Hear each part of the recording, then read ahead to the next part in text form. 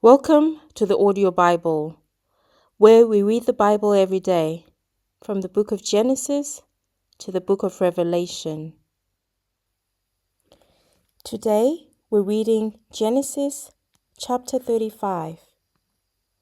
Then God said to Jacob, "Arise, go up to Bethel and dwell there, and make an altar there to God, who appeared to you when you fled from the face of Esau, your brother." And Jacob said to his household and to all who were with him, "Put away the foreign gods that are among you, purify yourselves, and change your garments. Then let us arise and go up to Bethel, and I'll make an altar there to God, who answered me in the day of my distress and has been with me in the way which I have gone." So they gave Jacob all the foreign gods which were in their hands, and the earrings which were in their ears, and Jacob hid them under the terebinth tree which was in Shechem. And they journeyed, and the terror of God was upon the cities that were all around them, and they did not pursue the sons of Jacob. So Jacob came to Luz, which is Bethel, which is in the land of Canaan, he and all the people who were with him. And he built an altar there, and called the place El Bethel, because there God appeared to him when he fled from the face of his brother. Now Deborah, Rebekah's nurse, died, and she was buried below Bethel under the terebinth tree. So the name of it was called Allon Bakuth.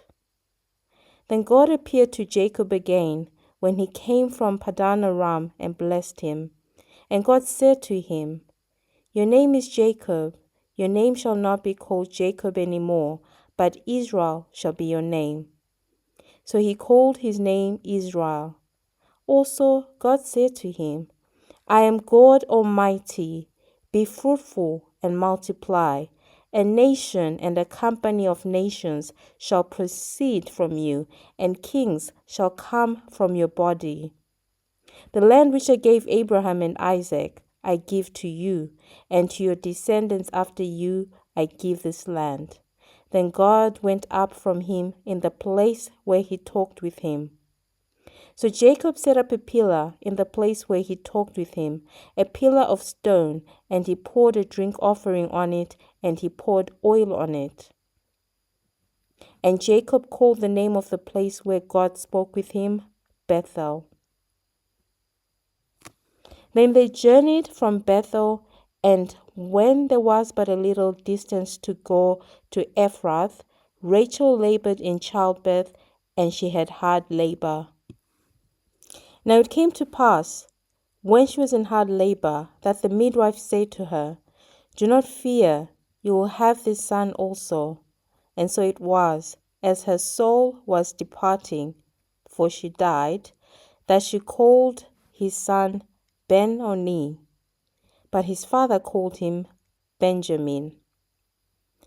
So Rachel died and was buried on the way to Ephrath, that is, Bethlehem.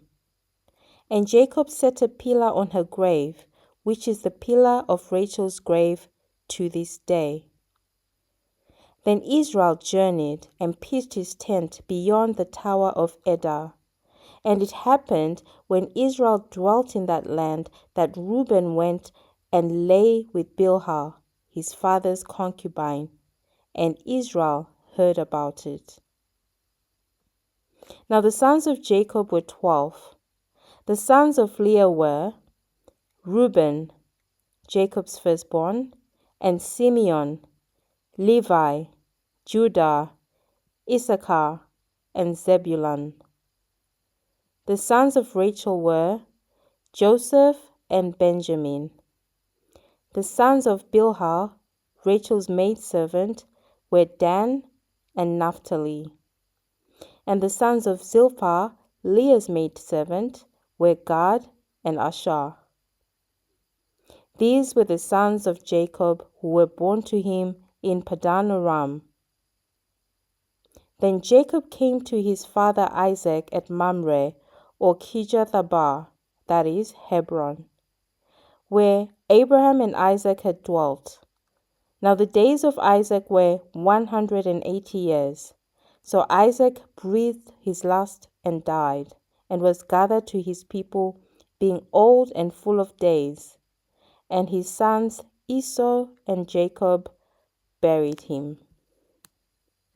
That concludes Genesis 35.